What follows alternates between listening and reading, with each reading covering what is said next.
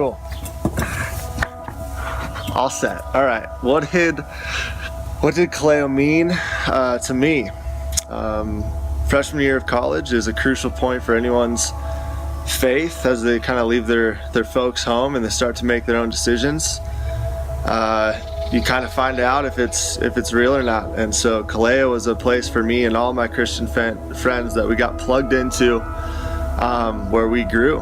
Kaleo was a ministry that was answering questions that young people were asking, and they were answering them from the Word of God. And that Kaleo will always be a huge part of a lot of people's testimonies who went to Colorado Mesa and just young people in the Grand Valley. My name is Bret Phillips. I'm the assistant pastor and the youth pastor at the Clifton Vineyard Church. When we touched down at Kaleo, it was the first night it started, and our lives were a mess. I knew that I knew God, but I knew that I didn't know Jesus. Everything began to change. I remember to this day the seat, the row that I was in this auditorium when Jesus really changed my life.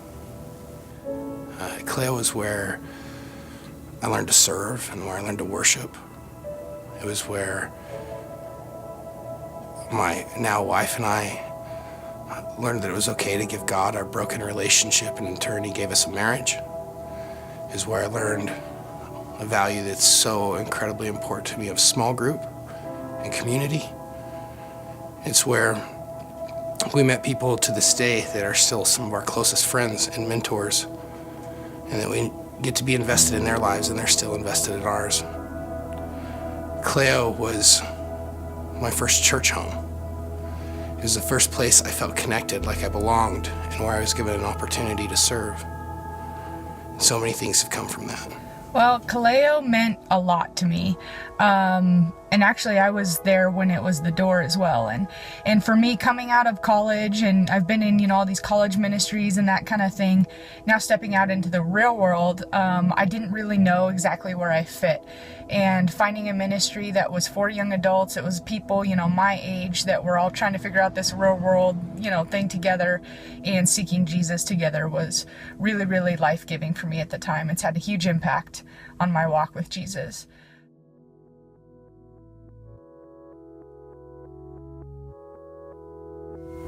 Growing up, there was one person passionate about ministry in my life, and that was my dad, which he had a huge impact on me. But it was able to do something for me when I moved completely away from my family to a state that I didn't know anyone, and met all these people, John Cox, Jared, Tim Brown, Nate Ralston. I met all these people who had these individual gifts, and they were using them for ministry and to reach people. And that was a huge part, I think, just by example of me wanting to use the gifts and talents that God has given me to build the church and also reach people for Christ.